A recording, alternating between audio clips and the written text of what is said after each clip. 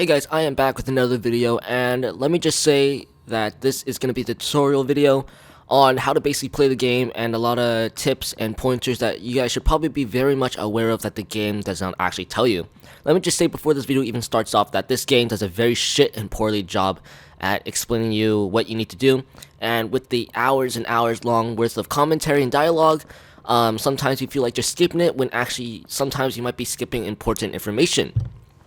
So with that being said, I am here to explain to you guys what exactly you need to know at the beginning of the game. First off, this is your Arthur system right here, right? She is mainly the main focus in that campaign. Throughout most of the missions, you will be required to get her part. Now, this is very self-explanatory. I'm not doing any spoilers. She mainly tells you that at the very beginning of the game that she needs to become stronger, right? In Kirito's home, this is where mostly you will be able to enhance and appraise your items.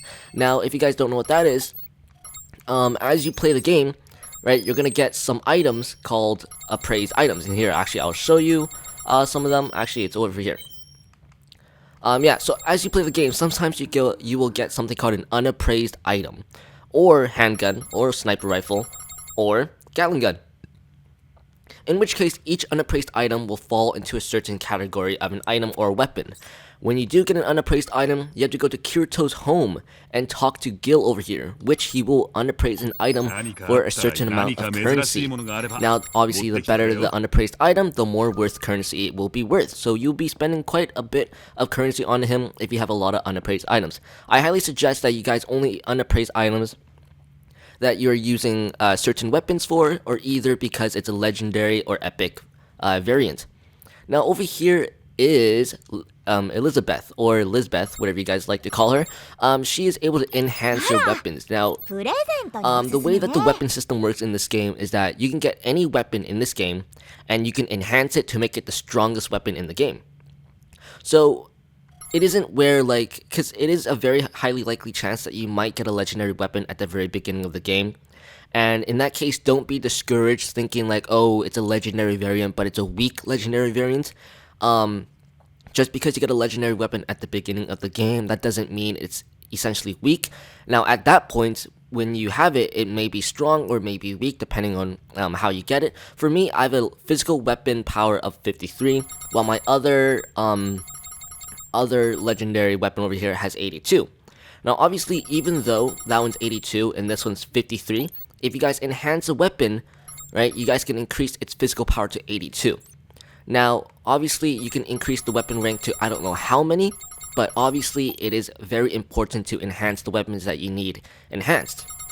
So if you get a legendary weapon, you probably want to enhance it very much so, and keep it until you get a better legendary weapon where you can enhance it even further. Now, to enhance a weapon, first off, the one thing you need to know is that you cannot have the weapon equipped that you want to enhance. So, for example, right, if I want to enhance my cage here, I'm just going to call it cage G4, right? It's a melee weapon. If I want to enhance that, I actually got to switch off the weapon, and then I'm able to enhance it. Right? If the weapon's equipped, you won't be able to enhance it. It'll tell you that you have to unequip it. Very painful, but yeah. And essentially, to enhance a weapon, you guys do need certain materials. Now, these materials you can easily get by trading with the AI players in lobby, right? You know, you can trade metals to get some certain types of resources or ammos or other sorts of other things. Mainly, though, you gotta get most of these resources through actually killing enemies. Now, another thing worth mentioning, guys, is that one mini question you guys might have is, if you are a melee user, how the fuck do I deflect bullets? Now, that's actually a very simple answer. You can, but you can't, right? Just because this game just came out, you cannot deflect bullets. Now, you can deflect bullets, and let me explain. You have to get to a certain point in the game where you can actually learn the skill to deflect bullets. I know it's really BS, but throughout the game, I'm not going to say anything more than this, but throughout the game, you will get to a certain point where you will learn how to deflect bullets with your melee. Now, that same thing goes for dual wielding weapons. If you want to dual wield a weapon, you actually have to go through a certain point in the game before you can actually learn how to dual wield weapons. It's awful, it's retarded, redundant, but Sadly, that's just the way the game is, just so that you're not overpowered at the beginning of the game. Another thing, guys, is that the campaign is purely solo. You cannot do the campaign with friends. Sadly, it is solo. And let me just say, guys, that some of the AIs that help you are actually bugged. I prefer to have Sinin and Yuki with me. Someone like Lifa in this game is actually bugged. She will not heal you if you are down, right? And she does heal you, revive you, I guess you can say. But if you are near an enemy, she will not actually revive you at all. In fact, she will glitch out and she'll constantly dodge. And that same thing goes for some of the other AI players that help you. From all I know is that Yuki and Sinin are the only AIs that don't do that retarded shit. So I highly suggest, that you guys, experiment with the AIs and see which one actually helps you, because there are AIs in this game that don't help you at all, and some that will actually stand perfectly still while you're in a fight.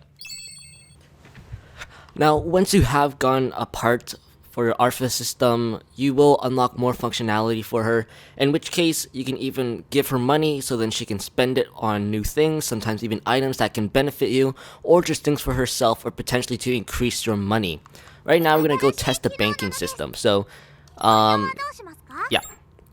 So right now, we're going to go to shopping settings, and I'll just be showing you guys exactly what she can do. So, okay, yeah, so I'll let her spend it freely because I'm not too worried about credits, right?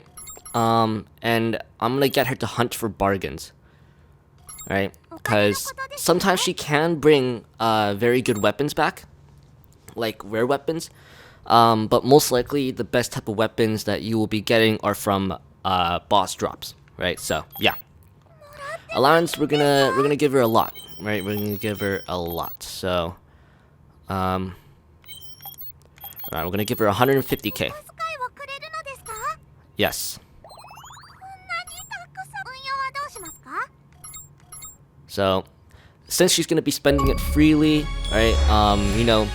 You also get an achievement, but at the same time that she's gonna be spending all that money on essentially a lot of things that you will need, right? So now when I think of it, we should probably put it in moderate, but here, in frugally, right, she'll be very cautious with the money, right, she'll only buy things that you need, right, and she will no longer buy things that she wants, right, but in this case, I'm pretty nice, so I am gonna put it to freely, but in moderation, right, whenever she buys something, she'll decide whether it will be beneficial to you or not. She will buy things for herself every now and then, but mostly it will be things just for you, and things depending on how you play. This game does track on how you play and what kind of weapons you use, and she does actually buy things depending on what you need. But in this case, I'm gonna go with spend freely, so then she can just buy all sorts of things.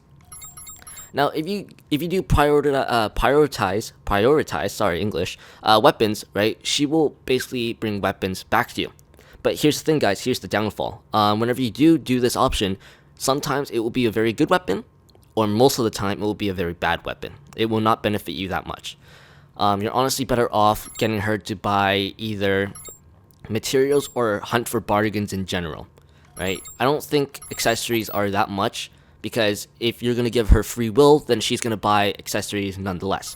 And essentially, most of the time, outfits in this game are something you want to make, or else something you want to unlock, right? You don't really want to buy them, because buying them, there are a couple nice ones you can buy. There is this one where you can buy it, it's 500,000 credits, but probably you want to, you want to invest more of the money. So yeah, Master, tell me how much you want to deposit every time you earn any money. You know what, we're gonna deposit 20%. Alright. How do you want me to invest your money, Master? Greater risk means greater potential returns. We're gonna go with normal. Alright, we don't want to do anything too risky. Yeah.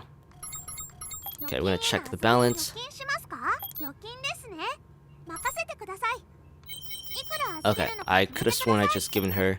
No, we're gonna give her another 100,000. Why not?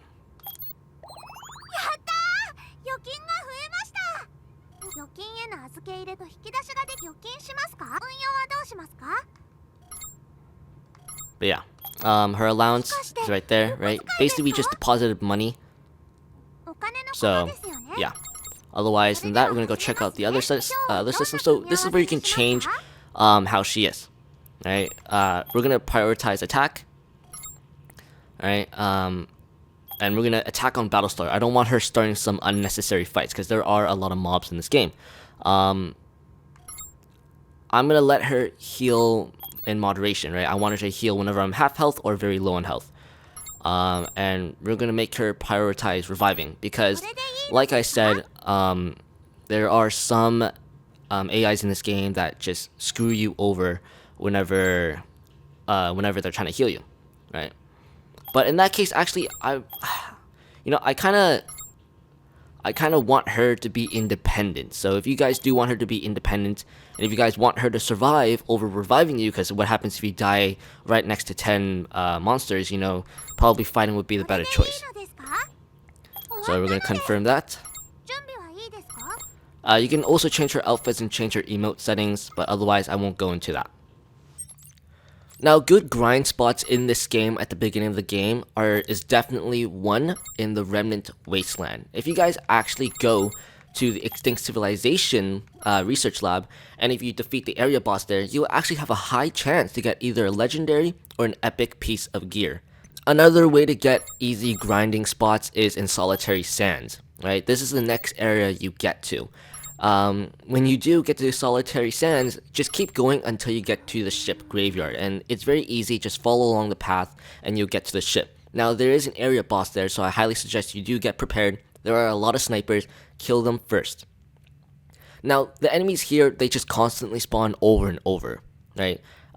Usually in most areas, when you kill the enemies in that certain area, they despawn and they just stay like that until you either teleport back there or else you wait a very long time. In which case, in Ship Graveyard, that's not the case. There are so many enemies there that by the time you kill the enemies there, more enemies will actually be spawning beforehand. So essentially, Ship Graveyard is just a huge entire farm fest. I grinded out there for a good 10 minutes and I got an easy 4 levels right off the bat. So definitely Ship Graveyard is a good way to get legendaries, epics, and easy XP. Another thing that as a beginning player, some of you guys may be very confused on what to do. Like I said, it is very common if you guys do skip the dialogue. When you guys are in dialogue, you guys can actually press start and it'll say skip event. You can easily skip hours and hours worth of dialogue just by doing that. But at the same time, you might actually be missing out on essential information. And in any case, if you guys are at a quest and you guys are completely lost what to do, all you have to do is just go to your map and go to where the icon is showing it. Just go to the icon, and yeah. Now, I know that isn't really self-explanatory. They don't really do a good job explaining what you have to do in a mission. But that's really honestly the best way I have found to get retracked on a mission whenever I'm lost, is that I honestly just check on the map and I just see where I need to go and I just see what I need to do. Because honestly, this game does not do a really good job on telling you where the objective is or what the objective is at all. So yeah, I hope this information helps you guys. So I'll see you guys in my next video. Peace.